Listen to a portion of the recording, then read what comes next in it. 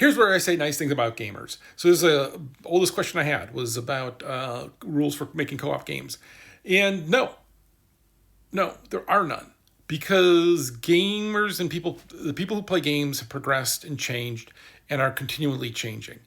And so while they like sometimes to have games like Left 4 Dead, because Left 4 Dead is still popular, and we play it on our Discord all the time, that has a set of rules that made a lot of sense back when we first started working on it in 2006, and to launch.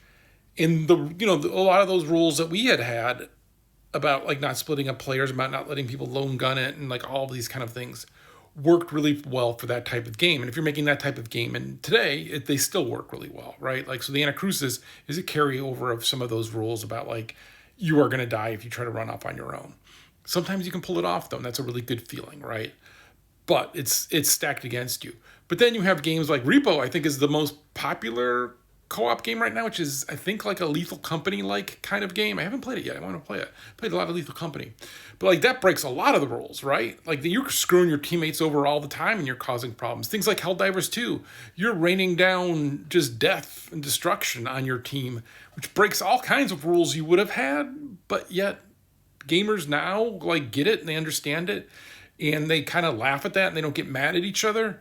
And so it's a lot of that of like not training players, but players changing over time and being comfortable with the idea of working together. And then once they get comfortable with the idea of working together, you can start then separating them. You can start breaking those rules. You can start having bad things happen to people. You can have good things happen to people. It's still a problem, I think, is if one person can just go off and play the whole game by themselves and not need anybody else.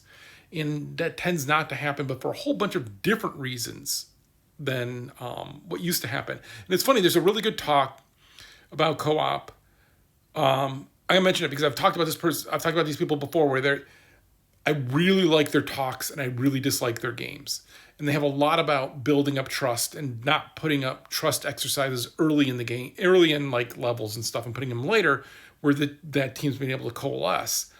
But that's no longer true because players have learned to coalesce and have an understanding of this space. Like if you all need to begin an elevator, you can put that in the start of the level. Everybody understands that. Where back in 2004 or whatever, they didn't. And so I think one of the things as game designers that's really hard is to always be looking and always be playing the most recent stuff and playing it not just with your old crony dudes who are my age, but like with our community, with younger people who are playing it. And people, oh my God, I'm grandpa. Oh. Younger people wearing those short skirts. No, but like you want to play it with people who are playing games in a diverse group of people, right? And I know diversity is so horrible, but you want to find the people who are actually playing the games in this diverse set of people because they're going to have different reactions to different things. And so when you're testing it and having those reactions and seeing what works and what doesn't work, that comes from it. And that's one of the reasons why I think Roblox is this interesting thing as a way for people to test some of these ideas out, like where we saw Lethal Company come from, because that's a different thing. That's like a Gary's Mod mentality, right? And so that then bringing into the co-op space brings a lot of different kind of experiences and a lot of different games. And so I think to me, that is the really exciting and weird and kind of cool thing to explore right now in co-op. I said my next thing's not going to be co-op. I'm going to take a break from that because I just want to do some single player thing because I kind of miss the straightforwardness of that.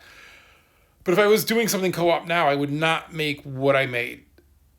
And if I was doing something 10 years from now, I will not make what I would make today thinking I was informed, right? So it's always changing and you always have to be looking for it. And it's one of the reasons why it's so hard. Like if you're writing a book, you don't need to decide how binding in a book works every freaking time. You could just write a book. But, if you make games, you got to kind of redesign and rethink all of that structure every single time, which is, it's exhausting.